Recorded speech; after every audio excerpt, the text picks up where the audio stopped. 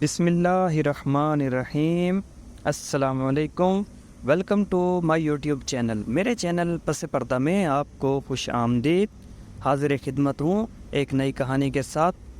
شاہدہ کی کہانی کا یہ لاسٹ پارٹ ہے، آخر تک ضرور سنیے گا اور کمنٹس کر کے اپنی رائے ضرور دیجیے گا۔ تم مجھے غصہ دلا رہی ہو، اس کی بات سن کر ناصر نے کہا، میں چاہتا ہوں کہ باجی تم سے ایک دفعہ مل لیں، پھر ہم آئندہ کا لائے عمل طے کر لیں گے۔ سوری ناصر، یہ میں نہیں کر سکتی، مجھے کالج جانے کے علاوہ کہیں اور جانے کی اجازت نہیں ہے، اس نے بے بسی سے کہا۔ اس کی بات سن کر دوسری طرف سے فون بند کر دیا گیا۔ اس کے بعد ناصر نے خود سے فون نہیں کیا۔ اس نے کئی بار اس سے رابطہ کرنے کی کوشش کی، مگر اس کی ہر دفعہ یہی رٹ ہوتی کہ وہ اس کی باجی سے ملنے کے لیے آمادہ ہو جائے۔ شاہدہ ایک سیدھی سادی اور ڈرپوک قسم کی لڑکی تھی۔ وہ اس بات پر راضی نہیں ہوئی۔ 2 ہفتے بھی نہیں گزرے تھے کہ اس کی شادی بڑی سادگی سے ہو گئی۔ شادی کے بعد بھی ناصر اس کے دل سے نہیں نکل سکا تھا۔ اسے اس بات کا بھی افسوس ہوتا تھا کہ ناصر نے اس سے شادی کے لیے ذرا سا بھی تعاون نہیں کیا۔ ماں اگر اپنی بہن سے ملنے دبئی گئی ہوئی تھی تو وہ اپنی باجی کو ان کے گھر بھیج سکتا تھا۔ دن گزرتے رہے اور اب اس کی شادی کو ہوئے 3 ماہ بیت چکے تھے۔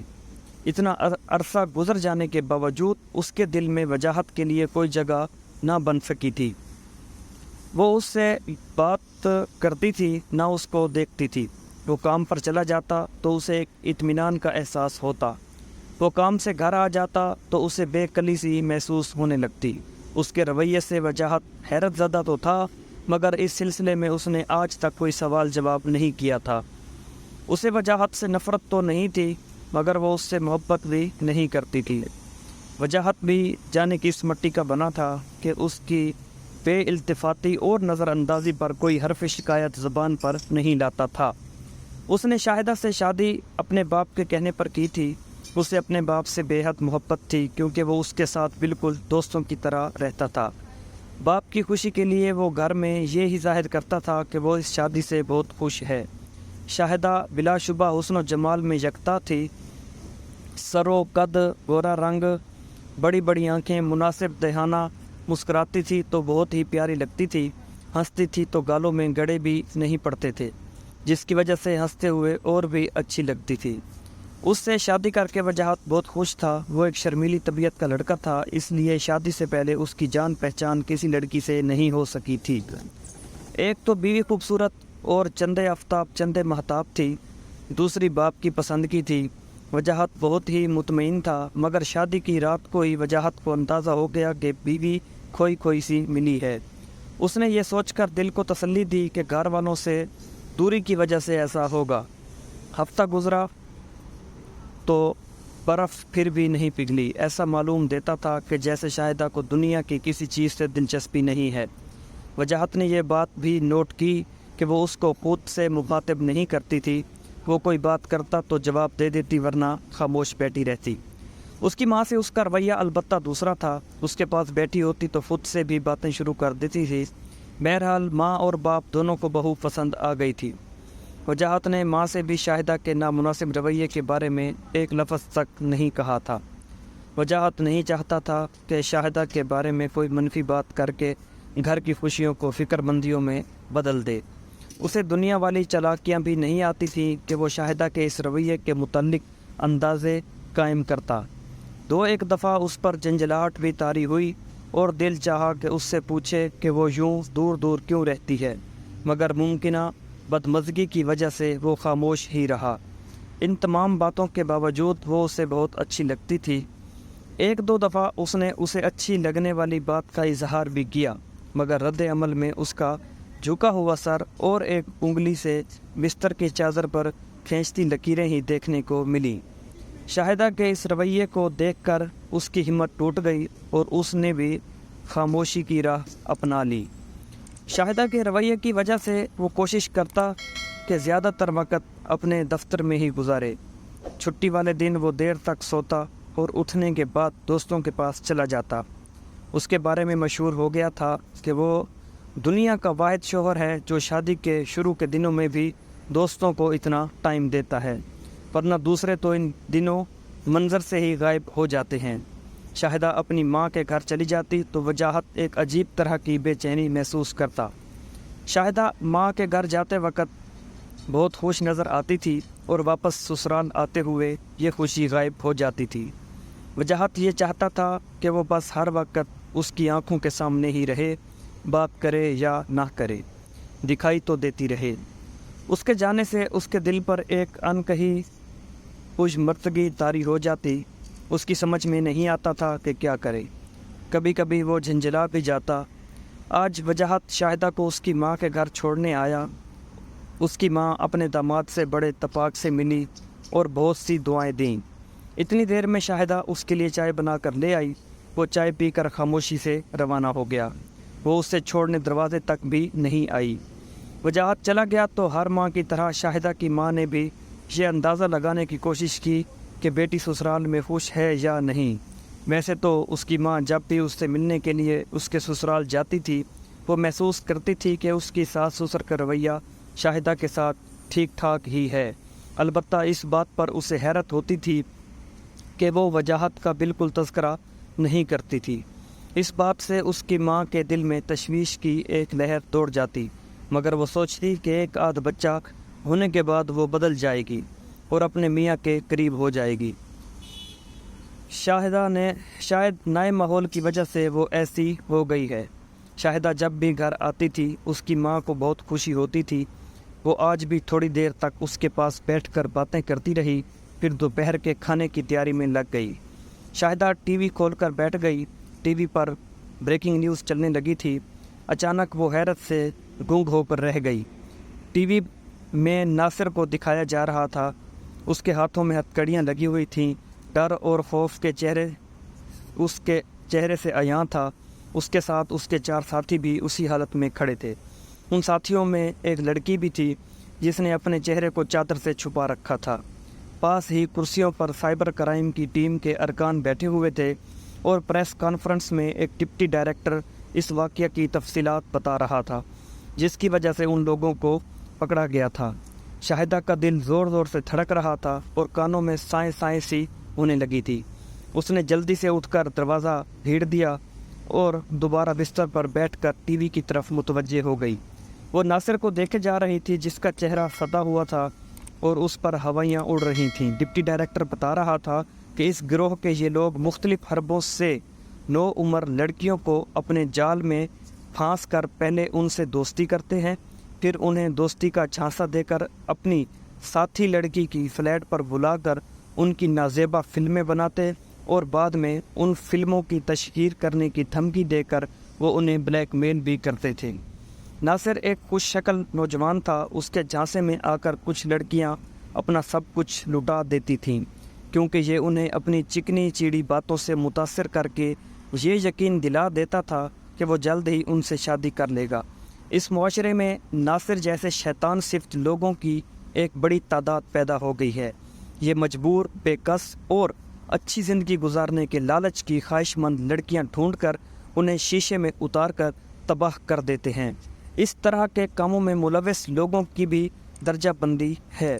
ان میں سے چند تو محض اپنی تسکین اور دوستوں پر رعب ڈالنے کے لیے ایک ساتھ کئی لڑکیوں سے دوستی کرتے ہیں۔ دوسرے ناصر جیسے حیوان اور بے ضمیر لوگ ہوتے ہیں۔ یہ لوگ بھولی بھالی اور انڈین ڈراموں اور فلموں سے متاثرہ لڑکیوں کو اپنے جال میں پھانس کر انہیں اپنا ذریعہ معاش بنا لیتے ہیں۔ وہ نہ صرف ان کی قابل اعتراض فلمیں باہر کے ملکوں میں بیچ کر رقم کماتے ہیں بلکہ ان لڑکیوں کو بھی ڈرا دھمکا کر ان سے بھی رقم اینٹھتے ہیں۔ اگر لڑکیاں روپے نہ دیں تو یہ انہیں دھمکی دیتے ہیں کہ وہ سارے ثبوت سوشل میڈیا پر لگا دیں گے۔ اس کام کے لیے انہوں نے کرائے پر ایک فلیٹ لے رکھا تھا اور اسی فلیٹ میں لڑکیوں کو لایا جاتا تھا۔ ناصر متاثرہ لڑکیوں سے یہ کہتا کہ یہ فلیٹ اس کی بڑی بہن کا ہے۔ بے وقوف لڑکیاں اس کی بات کا یقین کر لیتی تھیں۔ وہ یہ کہہ کر انہیں اس گھر میں بلاتا تھا کہ اس کی بہن اس کے ہونے والی بیوی سے ملنا چاہتی ہے تاکہ فیصلہ کر سکے کہ وہ لڑکی اس کے بھائی کے لیے مناسب ہے کہ نہیں۔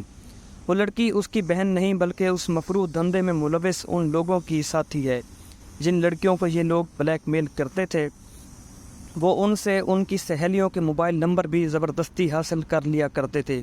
پھر ناصر ایک مہذب اور شائستہ نوجوان بن کر ان سے رابطہ کرتا اور تھوڑے ہی دنوں میں ان کے مزید شکار پیدا ہو جاتے۔ سائبر کرائم کے ڈپٹی ڈائریکٹر نے یہ بھی بتایا کہ مجرموں کو پکڑنے کی یہ ساری کارروائی فرخندہ نامی ایک لڑکی کی شکایت پر عمل میں لائی گئی۔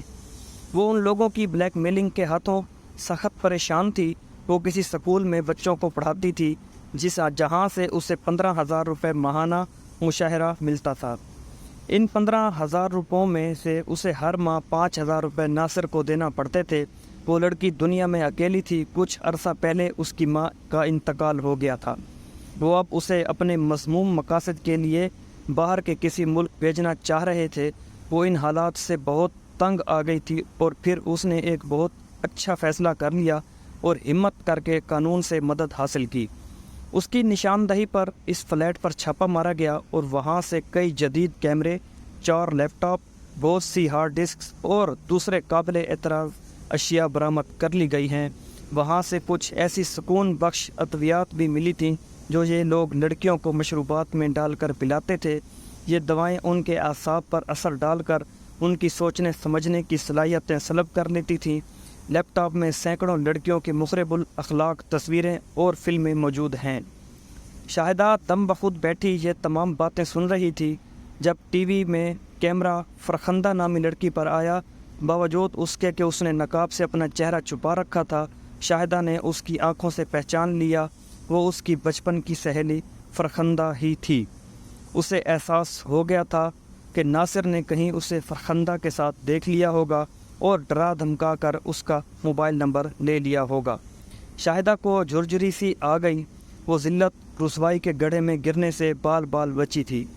اب اسے اپنا سخت گیر باپ اور باپ کے حکم پر سر جھکا دینے والی ماں بہت اچھی لگ رہی تھی۔ اس کے ذہن میں یہ بات بھی آئی کہ ماں باپ اپنی اولاد کے لیے جو بھی کرتے ہیں اچھا کرتے ہیں۔ ماں باپ کے فیصلوں پر عمل کر کے اولاد کو زندگی بھر ایک تحفظ حاصل رہتا ہے اور کسی بھی برے وقت میں ان کی ہر طرح کی حمایت اور مدد میسر ہوتی ہے۔ دنیا میں تو قدم قدم پر بھیڑیے نما انسان موجود ہیں جو اپنے فائدے اور نفسانی خواہشات کی تکمیل کے لیے دوسرے معصوم انسانوں کو انتہائی اذیت ناک تکلیفوں سے دوچار کر دیتے ہیں اور اکثر تو اپنا جرم چھپانے کے لیے قتل جیسے گھناؤنے کام سے بھی باز نہیں آتے۔ ان کی باتوں میں آ کر کیسے کیسے سانحات جنم لیتے ہیں۔ اچھی خاصی زندگیاں جہنم کا نمونہ بن جاتی ہیں، خاندانوں کی عزتیں خاک میں مل جاتی ہیں، اور ایسا محض اس لیے ہوتا ہے کہ اپنا فائدہ نامناسب طریقوں سے اچھی زندگی گزارنے کا لالچ اور بھیڑ کے بھیس میں بھیڑیے جیسے لوگوں کی چکنی چیڑی باتوں میں آ کر بہت سی ناسمجھ لڑکیاں ان کے جال میں پھنس جاتی ہیں۔ اب ٹی وی پر فرخندہ کا بیان چل رہا تھا۔ اس نے بڑی تفصیل سے ناصر اور اس کے دوستوں کے جرائم کا پردہ چاک کیا تھا۔ آخر میں اس نے اس بات کا اعتراف بھی کیا کہ ناصر کی دھمکی کے نتیجے میں اس نے بھی اپنی ایک سہیلی کا موبائل نمبر اسے دے دیا تھا جس کا اسے بے حد افسوس تھا، مگر خوشی اس بات کی تھی کہ وہ سہیلی اس شیطان کے جال میں نہیں پھنسی تھی۔ شاہدہ نے لرزتے ہاتھوں سے ریموٹ اٹھا کر ٹی وی بند کر دیا اور بستر پر گر پڑی۔ وہ اس بات پر شکر ادا کر رہی تھی کہ وہ ایک بہت بڑی تباہی اور بدنامی سے بچ گئی تھی۔ وہ سوچنے لگی کہ لڑکیوں کے لیے دنیا میں صرف ماں باپ، بہن بھائی اور شوہر ہی ہوتے ہیں جو انہیں تحفظ دیتے ہیں، باقی غیر تو سب بے دردی سے اپنا مفاد نکالنا جانتے ہیں۔ تمام لڑکیوں کو ماں باپ، بھائی بہنوں اور شوہروں کی عزت کو مقدم رکھنا چاہیے کیونکہ یہ سب ان کے محافظ ہوتے ہیں۔ جب ان کی عزت کو مقدم رکھا جائے گا تو تب ہی ان انسان نما بھیڑیوں اور شیطانوں سے محفوظ رہا جا سکتا ہے۔ تھوڑی دیر بعد جب اس کی حالت سنبھلی تو اس نے اپنا وہی چھوٹا سا موبائل اٹھایا اور وجاہت کا نمبر ملانے لگی۔ نمبر ملا تو اس کے کچھ کہنے سے پہلے ہی اس کے کانوں میں وجاہت کی حیرت بھری آواز آئی، شاہدہ خیریت تو ہے؟ کیسے فون کیا؟ اس نے بولنے کی کوشش کی تو آواز جیسے حلق میں اٹک گئی۔ اس نے کھنکھار کر گلا صاف کیا اور بولی، چھٹی کے بعد آ کر مجھے لے جائیے، میرا دل نہیں لگ رہا، مجھے آپ اور امی ابا بہت یاد آ رہے ہیں۔ یہ کہتے کہتے اس کی آواز بھر آ گئی تھی۔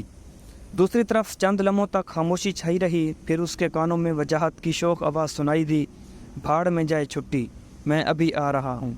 जी अच्छा, मैं तैयार बैठी हूँ, शाहिदा ने अपने आंसू ज़ब्त करते हुए एक दिल फरेब हंसी के साथ कहा और फ़ोन बंद कर दिया। अपना सारा सामान बैग में डालते हुए वो सोच रही थी कि अपने माँ बाप और शोहरों की इज्जतों का ख्याल रखने वाली लड़कियों की ज़िंदगी कितनी काबिल रश्क होती है। वो शादी से पहले अपने माँ बाप के घरों में बड़ी इज़्ज़त और एहतराम से वक्त गुजारती हैं, और शादी के बाद मर्द दम तक अपने शोहर के घर में वो लड़कियाँ जो अपनी इज़्ज़त के इन रखवालों की कदर नहीं करती, नासिर जैसे शैतान और दरिंदा सिफ्त लोग कदम कदम पर घात लगाए बैठे होते हैं। दोस्तों, उम्मीद करता हूँ कि शाहिदा की कहानी आपको अच्छी लगी होगी। इस कहानी में मौजूद सबक से फ़ायदा हासिल कीजिए, और इस तरह की मज़ीद इंफॉर्मेटिव और इंटरेस्टिंग कहानियाँ सुनने के लिए मेरे चैनल पसे पर्दा को सब्सक्राइब करें। मिलते हैं इंशाल्लाह नेक्स्ट वीडियो में। अल्लाह हाफिज़।